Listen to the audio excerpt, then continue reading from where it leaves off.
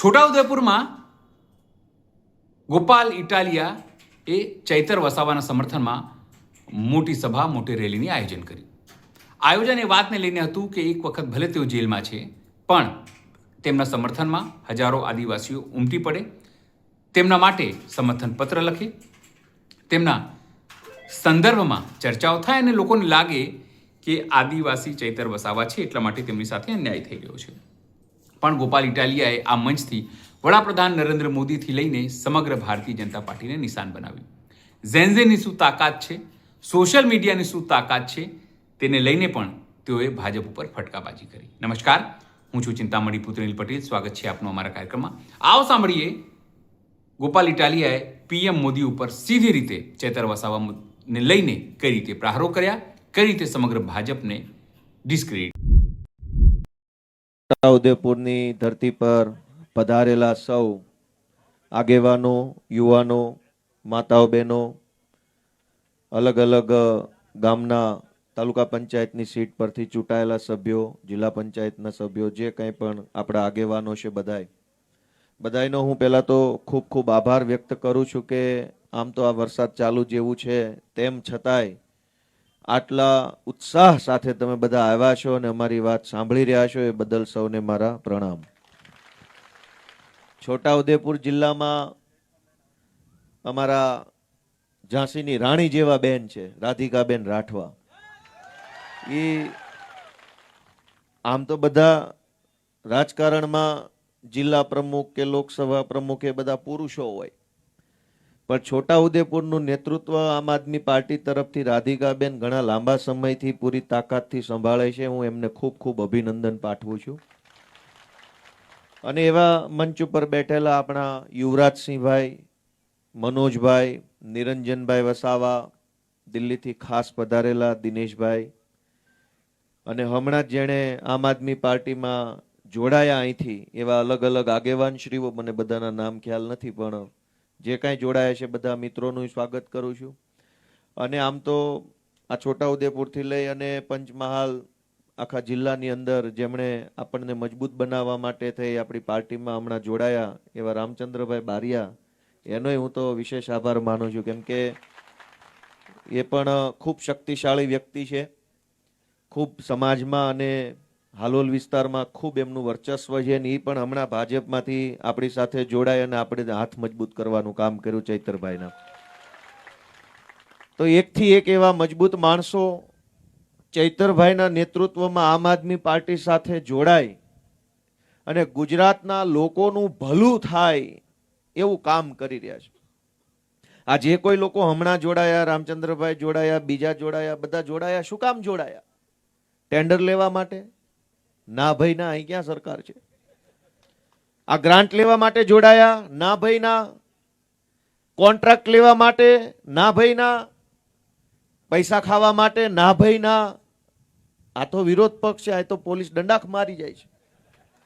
આ બધાય લોકો ચૈતરભાઈના નેતૃત્વમાં આમ આદમી પાર્ટી સાથે શું કામ જોડાયા? ગુજરાતની જનતાનું ભલું કરવા માટે આમ આદમી પાર્ટી સાથે જોડાયા.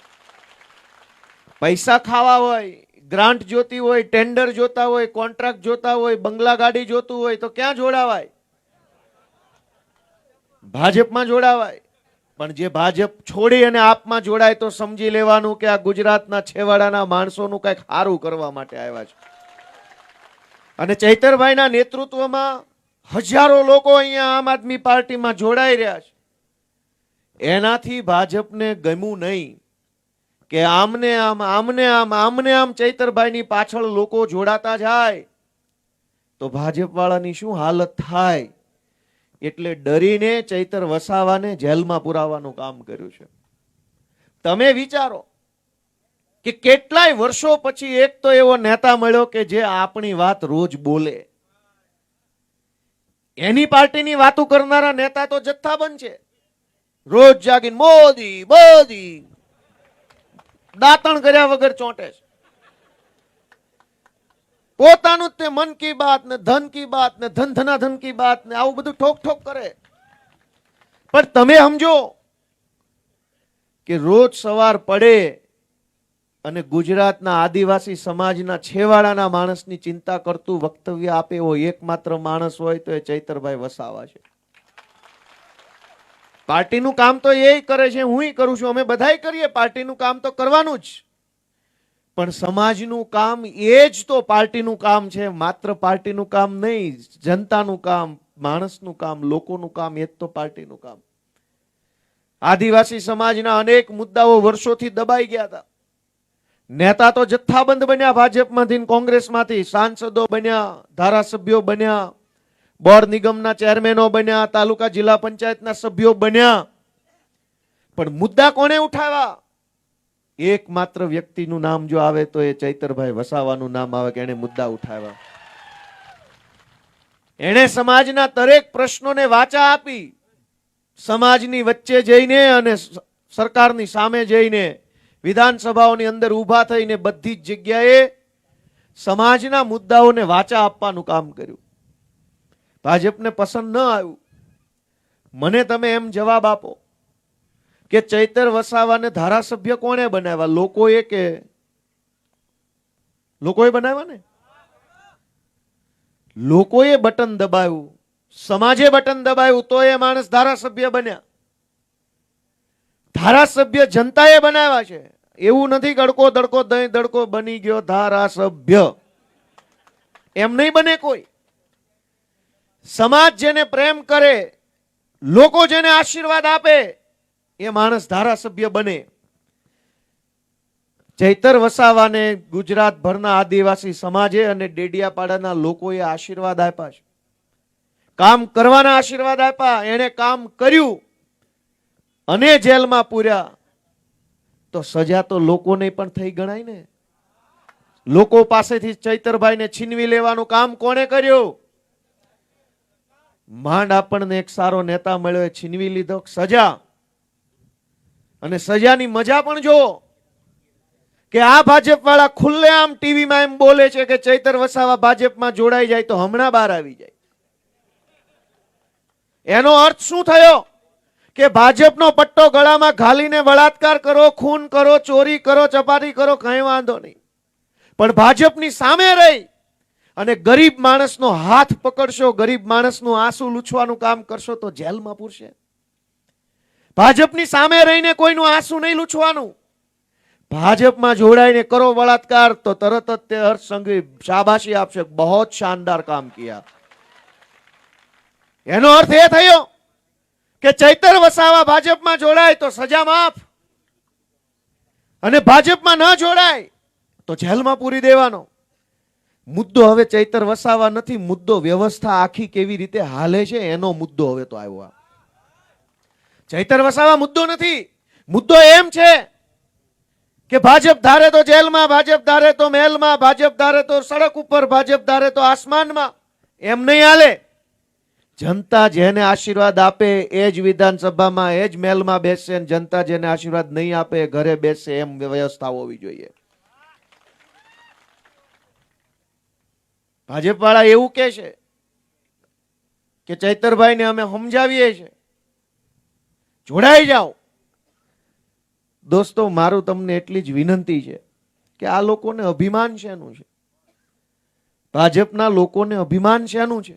નિરંજનભાઈએ કીધું કિડનેપિંગ થયા અહીંયા તો છોટાઉદેપુરમાં, પછી રાઇફલો ઉડાડી હવામાં, પેલું બંદૂકો. બિહાર જેવો માહોલ. આપણે બિહાર ન જઈ શક્યા હોય તો અહીં છોટાઉદેપુર આવીને ભાજપ વાળાને સરઘસ જો તો ખ્યાલ આવી જાય કે સરસ બિહારમાં આવું જ છે. એવી વાત થઈ. અહંકાર શેનો છે? અભિમાન કેમ છે આટલું બધું? અભિમાન એટલા માટે છે કે આપણામાંથી જ કેટલાક લોકો દર ચૂંટણીમાં વારંવાર ભાજપ ભાજપ ભાજપ બટન દબાવે છે. હવે એને હવા ભરાઈ ગઈ છે કે આ તો આપણા બાપાનું છે. એવી હવા આવી છે એનામાં.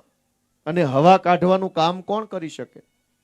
જનતા કામ કરી શકે. જનતા જે દિવસે જાગે તો ગમે એની હવા કાઢી નાખે. દિલ્હીમાં જોયું ને, થઈ ગયું ને પંચર.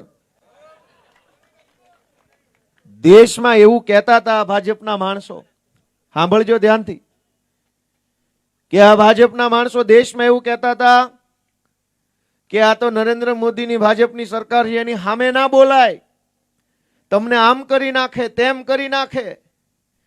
અને દેશભરના જુવાનિયાઓ હામાં હું પડ્યા કે રાતે 12 વાગે આવીને વિડિયા બનાવવા પડ્યા.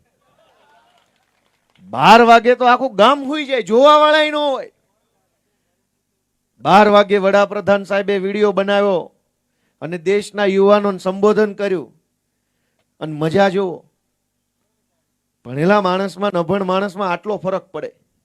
જંતર મંતર ઉપર જે છોકરાઓ આંદોલન કરતા હતા, એ આંદોલનની ત્યાં લગભગ 8, 10, 15, 20 હજાર છોકરાઓ ત્યાં રાતે બેઠા હતા આંદોલનમાં. એ આખા વિસ્તારમાં ઇન્ટરનેટ સરકારે બંધ કર્યું અને પછી પાછો 12 વાગે વિડીયો મૂક્યો. કેમ જોવો? તમે જે વિદ્યાર્થીઓને સંબોધન કરો છો, વિડીયો બનાવીને આંદોલન કરતા જે વિદ્યાર્થીઓ સુધી તમારી વાત પહોંચાડવા માંગો છો, એ છોકરા જ્યાં બેઠા ત્યાં ઇન્ટરનેટ નથી, આ બાજુ ભાષણ ચાલુ છે. કોણ આને સમજાવે? થોડુંક ભણવા ગણવાનું રાખો તો ખબર પડે કે તમે વિડીયો બનાવો, જોવા વાળા બેઠા ત્યાં ઇન્ટરનેટ નથી, શું કરવાનું? હવે આખા છોટાઉદેપુરમાં ઇન્ટરનેટ બંધ કરીને વડાપ્રધાન ગમે એમ ભાષણ કરે, કેમ સાંભળવું? પણ જનતાની તાકાત કેવડી મોટી છે. જનતાની તાકાત એવડી મોટી છે કે જે ભાજપ વાળા એમ કહેતા હતા કે અમારી સરકારોમાં રાજીનામા ન હોય કોઈ દિવસ, આ ભાજપ સરકાર છે, અડધી રાતે રાજીનામા આપીને રવાના થઈ ગયા અને કોઈને કહેવાય નથી આવ્યા. તો આખા આંદોલનમાંથી મને એમ લાગે છે કે 3 વસ્તુ શીખવા જેવી છે. આંદોલન તો આપણા દેશમાં થયું, આપણા જ જનતાના મુદ્દા ઉપર થયું અને પાર્ટીનું નામ કેવું? કોકરોચ જનતા પાર્ટી. હવે તો એવું થઈ ગયું જે મુદ્દો આવે એ મુદ્દો આગળ ને વાહે જનતા પાર્ટી લખીને ચાલુ કરો એટલે ઉપાડી જ લેવાનું. હમણાં ઇથેનોલ જનતા પાર્ટી બની. હવે ઇથેનોલ નો મુદ્દો, ગાડીમાં ઓલું નકલી પેટ્રોલ ગાલે છે, જેમ મોટા રૂપિયા લઈ લઈને ગાડીઓ ખરાબ થઈ ગઈ છે. માંડ માંડ જિંદગીમાં મહેનત કરી, મજૂરી કરી, પરસેવો પાડીને એક બાઇક લઈએ, એમાંય ભાજપ વાળા નકલી પેટ્રોલ ગાલી જાય. હવે શું કરવાનું? એન્જિન ખરાબ થઈ જાય, આવો મેસેજ આવે છે. તો દેશના યુવાનોએ જે આંદોલન કર્યું એમાંથી મને એમ લાગે 3 બાબત આપણને શીખવા મળી. એક, કે ભાઈ ટીવીમાં બેઠેલા પત્રકારો જે છે એને એમ હતું કે અમે બતાવીએ તો જ બધું દેશમાં હાલે, તમારો કુકડો બોલે તો દેશમાં હવાર પડે, નકર ન પડે. ના ભાઈ ના, એવું કાંઈ ન હોય. આ જેના હાથમાં મોબાઈલ છે ને બધા પત્રકાર છે. જેના હાથમાં મોબાઈલ ઈ પત્રકાર, જેના ખિસ્સામાં મોબાઈલ ઈ પત્રકાર, જેને વિડીયો ઉતારતા આવડે ઈ પત્રકાર. અને એવડી મોટી તાકાત, મોબાઈલની તાકાત ખુલીને બહાર આવી. વડાપ્રધાને આમ મોબાઈલ રાખીને રાતે વિડીયો બનાવ્યો. હેલો ફ્રેન્ડ્સ, જાવું તું ને તમારા ટીવીમાં, ત્યાં જઈને બોલવું હતું ને, 15 વર્ષથી ઉપાડો લીધો ટીવીમાં આવીને. હિન્દુ, મુસલમાન, ભારત, પાકિસ્તાન, દેશ વિરોધી, ગદ્દાર, રાષ્ટ્રદ્રોહી, deep fake, deep China state, Soros, બહુ ટીવીમાં આવીને ઉપાડો લીધો. રાતે 12 વાગ્યે તમારા ટીવી વાળા કામમાં ન આવ્યા, અમારો મોબાઈલ તમારા કામમાં આવ્યો. વાત સાચી કે ખોટી? ટીવીમાં બેસીને પત્રકારો દેશના યુવાનોને ગાળું દેતા હતા કે આ વિદેશી હાથો બનેલા છે. ક્યાંથી ભાઈ હાથો બન્યા? છોકરા અમારા છે. વિદેશનો હાથો ક્યાંથી? એટલો લાંબો હાથો કોની પાસે છે? છોટા ઉદેપુર થી ગાંધીનગર સુધી લાંબો કરાય એવો હાથો કોઈની પાસે નથી. વિદેશનો હાથો અહીંયા ક્યાંથી આવ્યો? આપણા દેશના છોકરાઓને ગાળું દેવામાં ટીવીએ ક્યાંય બાકી ન રાખ્યું. એમ કીધું કે આને વિદેશથી પૈસા આવે છે, ચાઇનાથી પૈસા આવે છે, આ લોકો હાથો બન્યા છે, દેશના ભાગલા પાડવા આવ્યા છે. ચૈતર વસાવા વિશે પણ એવું કે જ્યારે એને ભિલિસ્તાનની વાત કરી તો કે આ દેશના ભાગલા પાડવા માંગે છે. હવે કોઈ કાતર છે? કાતરથી કાપી નાખશું. કેવી વાત કરવાની આપણા દેશના યુવાનો વિશે? ભાજપના નેતાઓ અને ટીવીના પત્રકારોએ ભેગા મળી અને દેશના આંદોલનને દબાવવાની કોશિશ કરી, પણ દેશના યુવાનોએ પોતાની તાકાત સોશિયલ મીડિયાના અને મોબાઈલના માધ્યમથી આખા દેશને બતાવી કે જો વાંકા વાળી દેવામાં આટલી વાર લાગે. એટલે પહેલો મુદ્દો કે જો તમે ચૈતર વસાવાને સમર્થન કરતા હોવ, આદિવાસી સમાજનું તમે કંઈક સારું કરવા ઈચ્છતા હોવ, ગુજરાતભરની અંદર પીડાયેલા, દબાયેલા, કચડાયેલા લોકો માટે કંઈક સારું થાય એવી જો તમારી ભાવના હોય તો મોબાઈલને ખિસ્સામાં નહીં, 24 કલાક હાથમાં જ રાખવાનો. કે આવી જાજે ઝપટમાં, જે હોય હાથમાં જ રાખવાનો. જ્યાં ખોટું થાય, જ્યાં અન્યાય થાય, જ્યાં અત્યાચાર થાય, જ્યાં ભ્રષ્ટાચાર થાય, બનાવો વિડીયો ને મૂકો સોશિયલ મીડિયામાં. જો હારા હારા વાંકા ન વળી જાય તો કેજો દોસ્તો. મોબાઈલને ખિસ્સામાં રાખવાનું. હવે એ મોબાઈલ નવા જમાનાની તલવાર છે. જૂના જમાનામાં તલવારથી યુદ્ધ થતું. આ છેલ્લે જોઈ લીધું મોબાઈલની રીલુથી થઈ જાય છે. જે કામ કરાવવું હોય તો તલવાર, ટેન્ક, તોપ, ગોળા કોઈની જરૂર નથી. એક વિડીયો બનાવો અને દુનિયા હલવલાઈ નાખો એવી તાકાત તમારા હાથમાં આપેલી ટેકનોલોજી. બીજો મુદ્દો કે આ ભાજપ વાળા એમ કહેતા હતા કે કોઈને આંદોલન નહીં કરવા દઈએ, પોલીસ આવશે, માર મારશે, જેલમાં પૂરશે. નવી પેઢીના શક્તિશાળી જુવાનિયાઓએ કીધું કાંઈ વાંધો નહીં, કેટલા મારશો, આવી જાઓ. પછી તો છેલ્લે ઓલા છોકરા પૂછવા માંડ્યા કે ભાઈ શું છે, ગોળા બોળા લાવ્યા છો કે નહીં, ચાલુ કરો કે નહીં. વિડીયો જોયા? છોકરાઓ ઓલાને પૂછતા હતા, યુનિફોર્મ વાળાને, કે કઈ પાણી, વોટર કેનન લાવ્યા હોય તો ચાલુ કરો, નાવાનું ચાલુ થાય. સરકાર તમને ડરાવી દે. અને સરકાર કોઈ પણ પાર્ટીની શું કામ બનાવવાની? એટલા માટે કે આપણને ડરાવે. સરકાર તો આપણને હૂંફ આપવા બનાવીએ, આપણને હિંમત આપે એટલે બનાવીએ, આપણને સાથ આપે એટલે સરકાર બનાવીએ. અહીંયા તો ઊંધું છે. જેની સરકાર બનાવીએ આપણને દબાવે. દબાવવા માટે નથી મત આપતા ભાઈ, પણ અમને કોક દબાવતું હોય તો તમે આવીને બચાવશો એટલા માટે મત આપીએ. ચૈતર વસાવાને મત શું કામ આપીએ? કે કોઈ ભાજપ વાળો દબાવતો હોય તો ચૈતરભાઈ અથવા એની ટીમ આવીને અમને સપોર્ટ આપશે એટલા માટે મત આપીએ. સરકારથી દબાવવાનું હોય નહીં. સરકાર તો આપણને દબાવતા હોય એનાથી પ્રોટેક્શન આપવા માટે હોય. દેશના યુવાનોએ કીધું કે એમે કઈ જિંદગીમાં કઈ પામી નથી લીધું, 2 ધોકા તુંય મારી જા, પણ હવે અહીંથી પાછું ડગલું હટવા નથી થતું. તારી જે સરકાર હોય તે ભલે હોય, ન્યાય લઈને જઈશું. એ હિંમત બતાવવાનું કામ કોણે કર્યું? યુવાનોએ. દેશના યુવાનોએ જે હિંમત બતાવી એટલી જ હિંમત ગુજરાતના યુવાનો જો બતાવે ને તો 27 આવતા સુધી છે ને ભાજપ વાળા ભાગી જાય એમ છે. આ બધી ભાજપની આખી છે ટોળકી છે, એ પોલીસ અને સરકારી તંત્રની પાછળ રહીને તે મોટી મોટી વાતો કરે છે. એકેય નેતામાં હિંમત નથી કે મામલતદાર, કલેક્ટર, પ્રાંત, ટીડીઓ, પીએસઆઈ ની પાછળ છુપાઈને આગળ આવીને વાત કરે. સરકારી તંત્રના નામે દબાવે. ભાઈ મરદના ફાડિયા હોય તો સીધે સીધા આવો, અમે બેઠા છીએ અહીંયા, જે કાંઈ હશે એ ચર્ચા કરીએ. આ તો લોકોને ડરાવવા માટે મામલતદારોના ઉપયોગ કરે, પ્રાંતનો ઉપયોગ કરે, કલેક્ટરનો ઉપયોગ કરે. તમે કંઈક બોલો તો કે તારી પાણીની લાઈન બંધ કરાવી દઉં, તારું બીપીએલ નું કાર્ડ બંધ કરાવી દો. અરે ભાઈ, તમારા મા બાપે જો તમને કઈક સારા કામ કરવા પેદા કર્યા હોય તો બંધ ન કરાવાય. કોકનું બંધ હોય એનું ચાલુ કરાવો. બંધ કરાવવા વાળા તો ઘણાય મળી રહે. તમને તમારા મા બાપે જો સારા કામ કરવા પેદા કર્યા હોય તો કોકનું પાણીનું કનેક્શન બંધ થઈ ગયું હોય તમે આવીને ચાલુ કરાવો. કોકનું કૂપન બંધ થઈ ગયું હોય ચાલુ કરાવી દો. કોકને વિધવા સહાય ન મળતી હોય તો એમ કેવું જોઈએ કઈ મૂછાળો મરદ બેઠો છે, હાલો ચાલુ કરાવી દઉં. એના બદલે ભાજપની ટોળકી 12 માસ જનતાને દબાવે. તારું આ બંધ કરાવી દઉં, તારું તે બંધ કરાવી દઉં, તારું ઓલું. ભાઈ બંધ તો હવે તમારી આખી દુકાન જ અમે કરવાના છીએ. 27 ની ચૂંટણી આવવા દો ને, તમારું આખું ગોડાઉન જ બંધ. જોઈએ જ નહીં એકેય ભાજપ વાળો. દોસ્તો, બીજી સબક કે ડરવાનું નથી. અને જે નથી ડરતા એની વાત સાંભળવામાં આવે છે. દિલ્હીના જુવાનિયાઓ ડર્યા નહીં. પેલેટ ગન મારવામાં આવી, છરા નીકળે એમાંથી, હજારો છરા નીકળે ને શરીરમાં ગમે ત્યાં ઘૂસી જાય. પેલેટ ગનનું સંશોધન ભારતની બોર્ડર ઉપર પાકિસ્તાનના આતંકવાદીઓને મારવા માટે થયેલું. કે હજારો આતંકવાદી આવે તો સિંગલ ગોળી કોકને વાગે, કોકને ન વાગે. પેલેટ ગન એટલે એક બંદૂકમાંથી એક ગોળી છોડો એટલે 1000 છરાઓ ઉડે. આમ ચારો તરફ 1000 છરા તો ગમે એને વાગી જાય. આતંકવાદીઓને મારવા માટે પેલેટ ગન બનાવેલી, એ પેલેટ ગનનો ઉપયોગ આપણા દેશના બાળકોને ગોળીઓ મારવામાં થયો.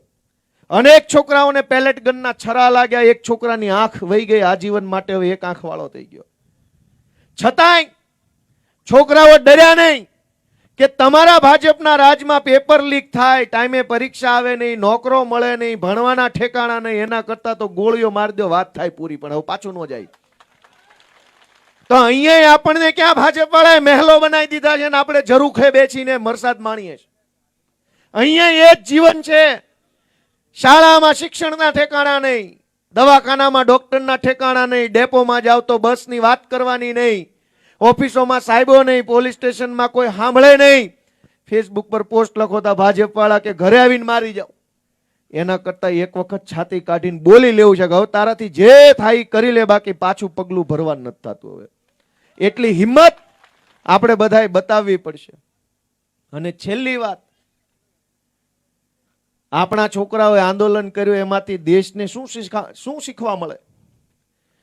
કે બોલશો નહીં ત્યાં સુધી કાંઈ થવાનું નથી. આ છોકરાઓ બોલ્યા ન હોત પેપર લીક બાબતે તો હજુ કાંઈ થયું હોત?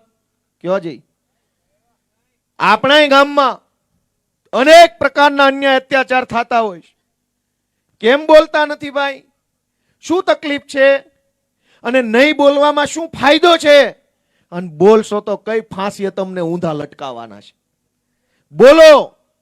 દેશના જેનજી યુવાનોએ આપણને બધાને સલાહ આપી કે બોલો, બોલતા શીખો. જ્યાં અન્યાય, જ્યાં અત્યાચાર, ત્યાં તાકાતથી બોલો. બોલશો નહીં તો રીબાઈને મરશો, ને બોલશો તો યા તો એક વખત મરશો મરદની જેમ, ને કાં તો હારું આખી જિંદગી જીવી શકશો.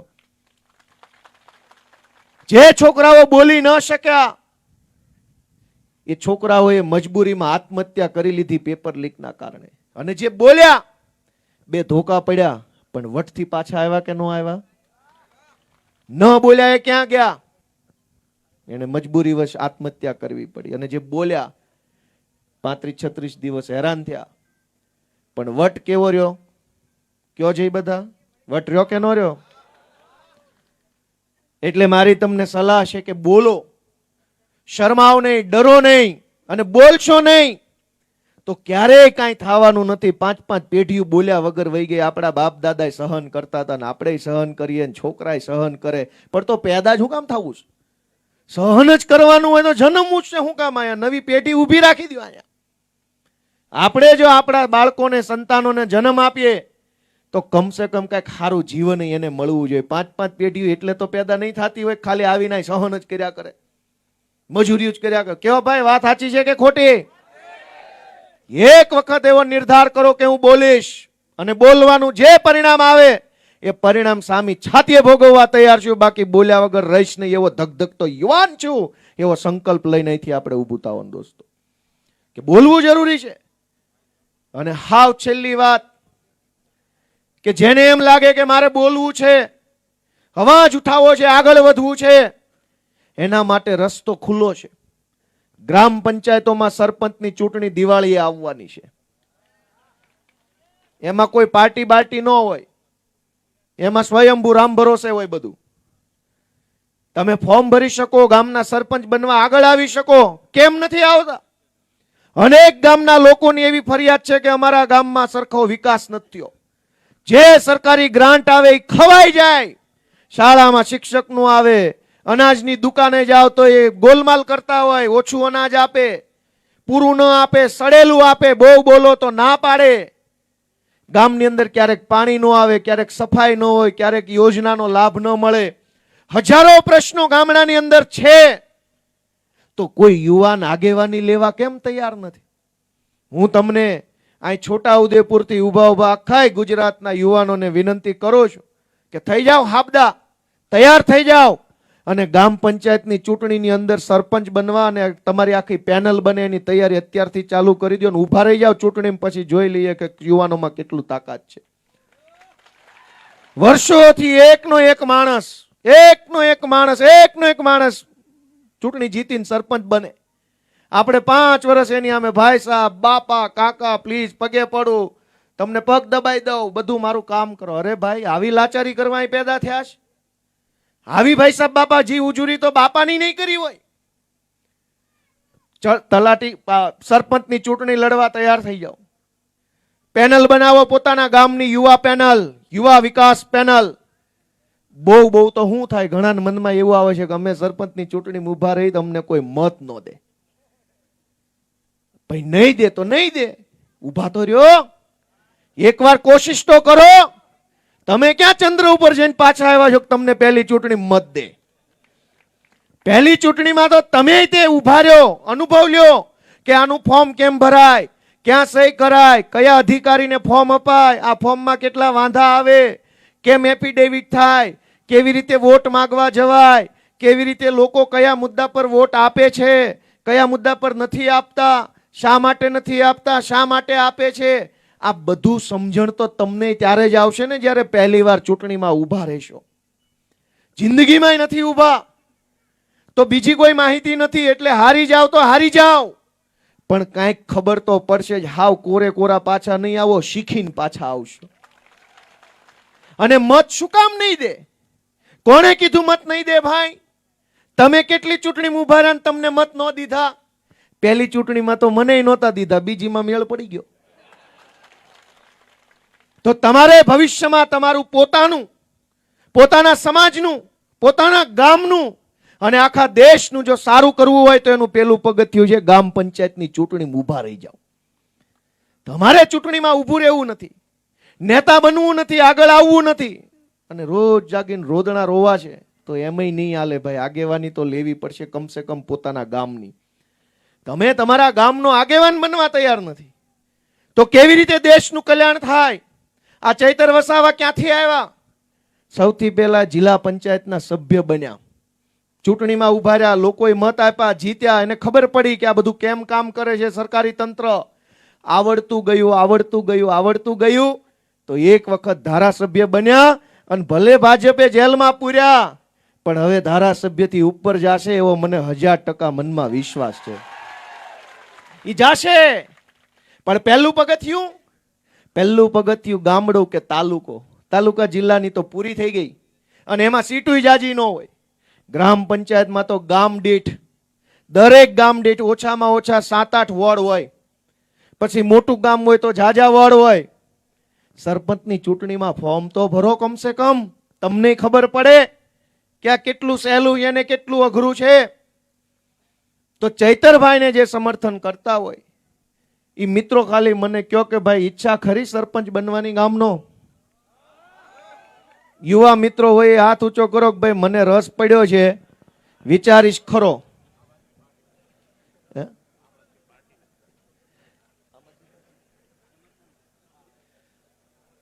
એટલે આજે આપ સૌ બધા આવ્યા, હું બધાનો આભાર વ્યક્ત કરું છું. અને અહીંથી આપણે બધાએ ચાલતા ચાલતા કલેક્ટર ઓફિસ જવાનું છે. ચૈતરભાઈ વસાવાના સમર્થનમાં હજારો લોકોએ સહીઓ કરી છે કે હું ચૈતરભાઈના સમર્થનમાં છું. એ સહીનું પોટલું આખું કલેક્ટર સાહેબને આપવા જવાનું છે, અને એને કહેવાનું છે કે તમે આ અમારી વાત, રજૂઆત લોકોની લાગણી ઉપર સુધી પહોંચાડો અને ચૈતરભાઈને જેલ મુક્ત કરો.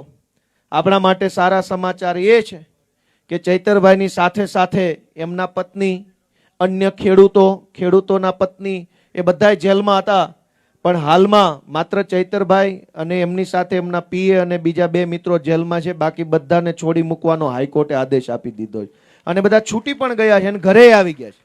એટલે ચૈતરભાઈ પણ છૂટવા ના જ છે, કેમ કે સત્ય ચૈતરભાઈના પક્ષે છે, જનતા ચૈતરભાઈની સાથે છે, અને આમ આદમી પાર્ટી તો સદાબહાર ચૈતરભાઈની સાથે જ છે. આપ સૌનો હૃદયપૂર્વક ખૂબ ખૂબ આભાર. ભારત માતા કી જય. આદિવાસી. ખૂબ ખૂબ આભાર ગોપાલ.